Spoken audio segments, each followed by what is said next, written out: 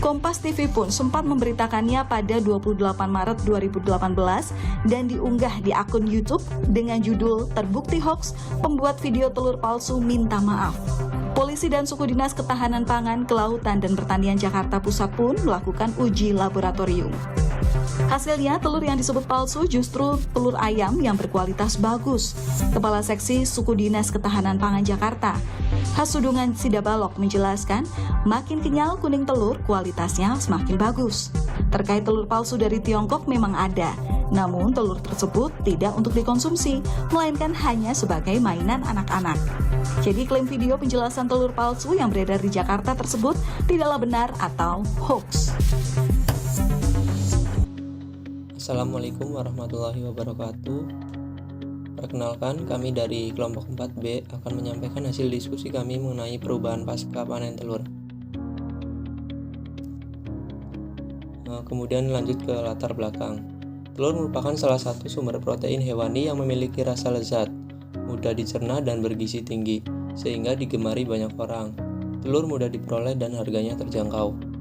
Pemalsuan telur adalah tindakan ilegal yang melibatkan pembuatan atau penjualan telur. Bahan tambahan yang berbahaya. Praktik tersebut biasanya dilakukan untuk mendapatkan keuntungan finansial yang lebih besar dengan biaya produksi yang rendah. Kemudian ada rumusan masalah. Yang pertama ada, apakah berita pemalsuan telur benar? Kemudian ada, apakah faktor-faktor penyebab terjadinya pemalsuan telur? Yang ketiga ada, bagaimana cara memberikan edukasi kepada khalayak untuk menghindari konsumsi telur palsu?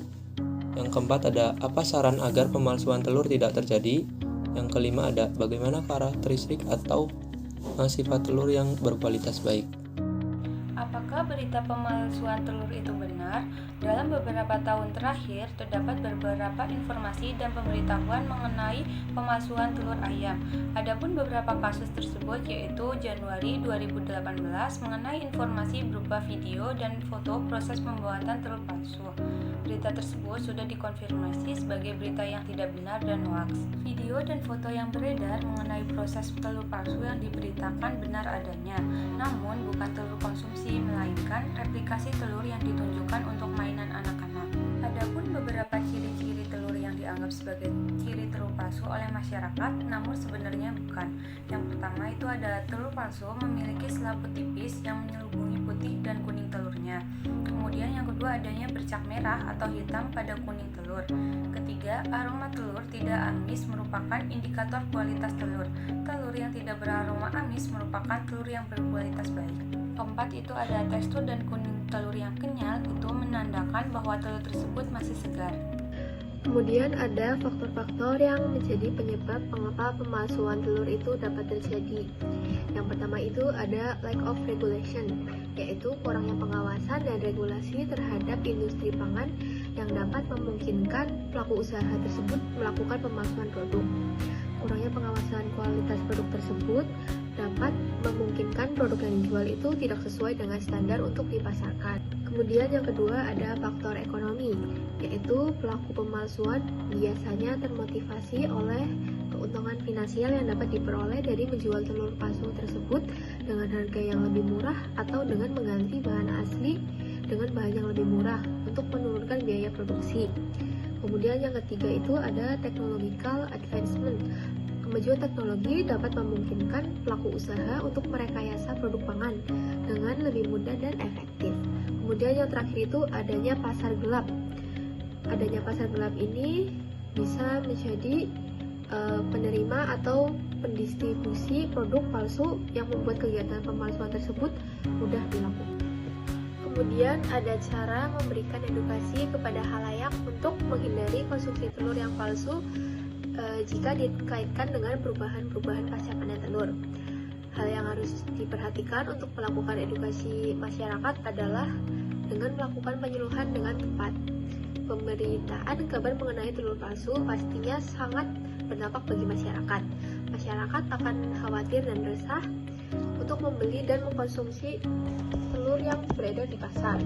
Oleh karena itu, penyuluhan harus dilakukan dengan cepat dan tepat mengenai edukasi telur. Hal-hal yang harus diedukasikan ke masyarakat juga penting untuk diperhatikan, harus singkat, padat, dan jelas, terutama mengenai bagaimana cara fisik telur. Fisik telur yang baik itu yang pertama, telur memiliki selaput tipis yang menyelubungi putih dan kuning telurnya. Apabila semakin tebal maka semakin baik. Kemudian yang kedua, apabila terdapat bercak hitam di telur, berarti itu menandakan telur kurang baik. Kemudian yang ketiga, telur yang baik tidak memiliki aroma yang amis. Kemudian tekstur dan kuning telur kenyal, menandakan telur merupakan masih segar dan akan menurun seiring berjalannya waktu penyimpanan. Yang berikutnya itu adalah ciri-ciri yang harus diketahui oleh halayak. Yang pertama itu adalah telur memiliki selaput tipis yang dapat menyelubungi putih dan kuning telurnya. Semakin tebal, maka semakin baik. Yang kedua itu bercak hitam di telur menandakan bahwa telur itu kurang baik. Terus yang ketiga itu telur yang baik tidak memiliki aroma amis. Terus yang keempat itu ada kuning telur kenyal. Kuning telur itu kenyal menandakan bahwa telur itu masih segar dan akan menurun seiring waktu penyimpanan telur. Yang berikutnya itu adalah saran agar pemalsuan telur tidak terjadi. Menurut pendapat kelompok kami terkait beredarnya kasus pemalsuan telur, sebaiknya masyarakat lebih memperhatikan berita dari sumber yang terpercaya dan memiliki reputasi yang baik. Jangan mudah percaya dengan berita hoax atau berita yang sumbernya tidak jelas. Maka masyarakat sebaiknya membeli telur dari sumber terpercaya seperti pasar tradisional atau supermarket yang memiliki reputasi baik.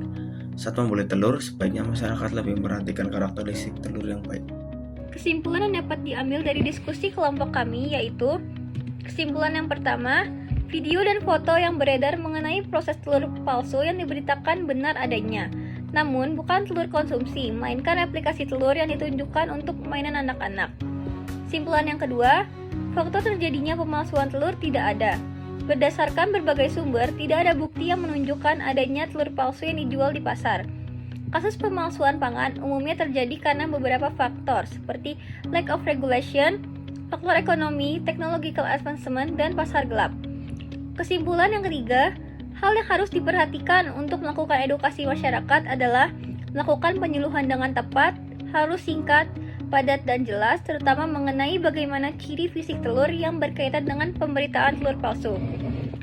Kesimpulan yang keempat, yaitu menurut pendapat kelompok kami terkait beredarnya kasus pemalsuan telur, sebaiknya masyarakat lebih memperhatikan berita dari sumber yang terpercaya dan memiliki reputasi baik. Jangan mudah percaya dengan berita hoax atau berita yang sumbernya tidak jelas. Selanjutnya, kesimpulan yang terakhir atau yang kelima yaitu karakteristik telur yang berkualitas baik dikaitkan dengan komposisi dan karakteristik telur yang dapat dilihat dari beberapa aspek mencakup dua hal, yaitu kualitas eksterior dan interior. Kualitas eksterior meliputi berat telur, warna kerabang, kebersihan, bentuk serta ukuran telur. Sedangkan kualitas interior meliputi nilai how unit, indeks albumen, indeks yolk, warna kuning telur, dan tebal kerabang. Sekian presentasi dari kelompok kami, kurang lebihnya mohon maaf. Wassalamualaikum warahmatullahi wabarakatuh.